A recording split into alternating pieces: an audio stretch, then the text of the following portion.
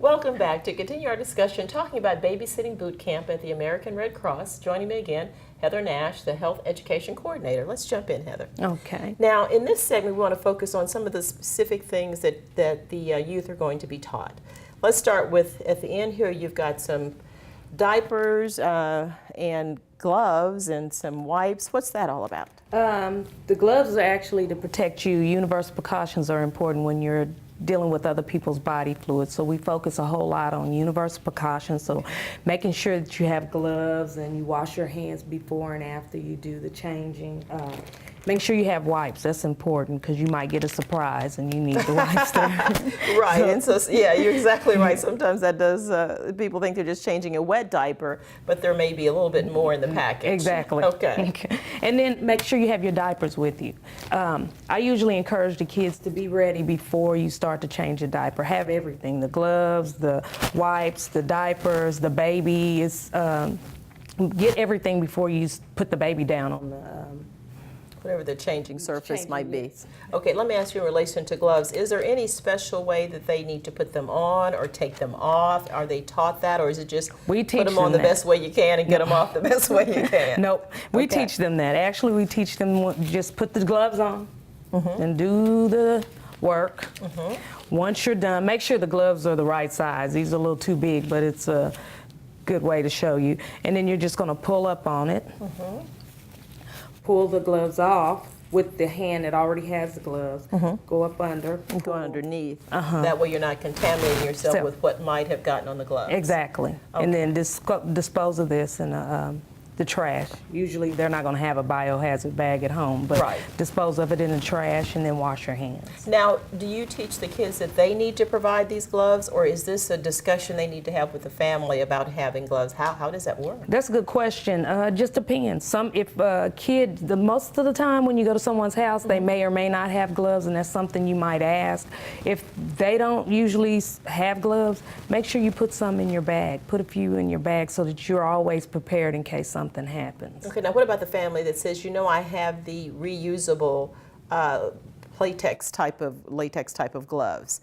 I mean, should the child or the youth go with that and use them and wash off the glove and to reuse it, or is it preferable to have the disposable type? I would use disposable when I'm dealing with people's body fluids. Okay. I would definitely use disposable because you want to make sure that there's no more of the body fluids present at that time. So I would always use them. If they don't want to supply you with rubber gloves, then bring your own. Okay, and then the difference too, if the family says I will supply, they need to make sure they know whether they're latex free or not if they have a latex allergy. Exactly. So to And make we sure do they have discuss polyurethane. that. Yes, and we do have polyurethane as well. Okay, so they need to discuss that. Now, in terms of the diapering too, ointments and Vaseline and all things like that. Sometimes when you're taking care of maybe your own siblings, you might be lathering them up with Vaseline or other things like that. How should that youth approach that and discussing that with the family? They need to make sure that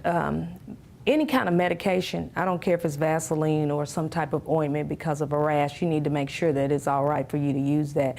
Read the directions yourself and also ask the parent, how do you want me to use the ointment on the child? If they don't require you use it, don't use it. Okay. If they say use powder, then you use powder when you're changing them. But if they don't, I wouldn't use it. I'd only use whatever they use. Okay, now diapering can seem like really a simple concept, but it can tell you a lot in terms of what may be happening with the child. So do the youth get instructions on what to look for as far as, like you said, rashes or abrasions, or if the child seems to be irritated when they're helping to change them, although they don't see anything visible?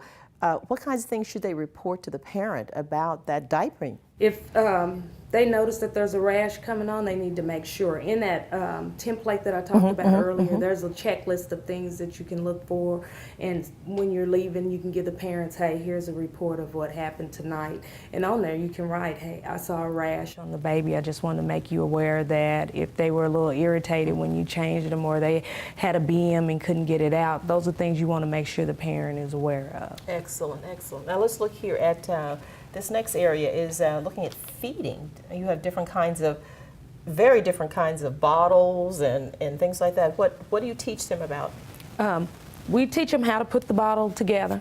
That's one of the most important things, is a good nipple, making sure that the nipple's all right, the hole's not too big. When you warm it up, we talk about warming up the bottle, not warming it up in a microwave, naturally warming it up, checking it by putting a little bit of the milk on your arm here to make sure that it's the right temperature before you feed it to the baby. Okay.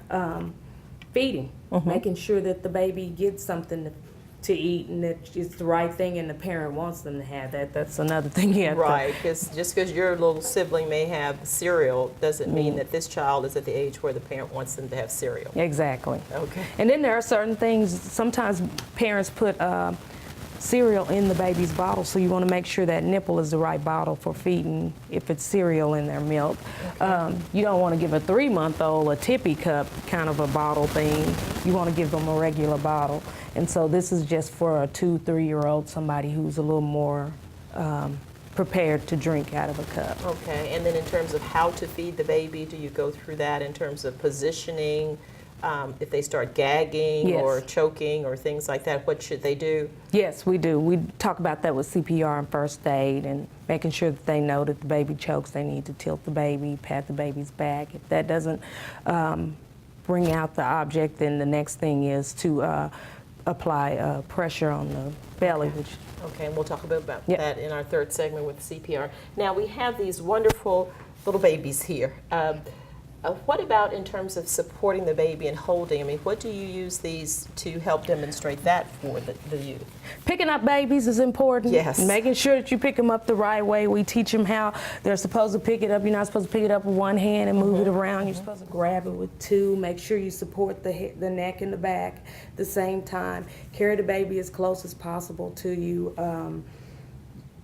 Putting the baby down is important. How you put it down, and when you change the diaper, making sure that it's secure and that you're not walking away and leaving the baby laying on the table is important. Right, right. Lifting the baby back up is important, making sure that you grab that head and that neck, the back and the neck, head. Right, right, For support. Yeah, because Yes. they don't have that strong neck support at Yes. that point. What about burping and the different positions for burping after feeding, especially to try to get that excess air out? If you're sitting down, sometimes in the video, it kind of shows you, you can have the baby sit on your lap and pat the baby in softly and gently, and it may take a while, but the baby eventually burps.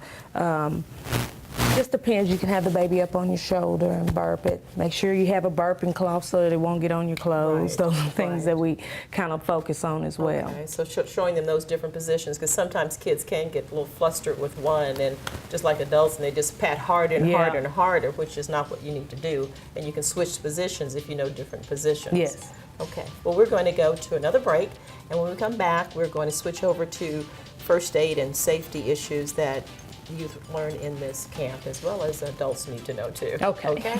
Please stay with us, and we'll be right back.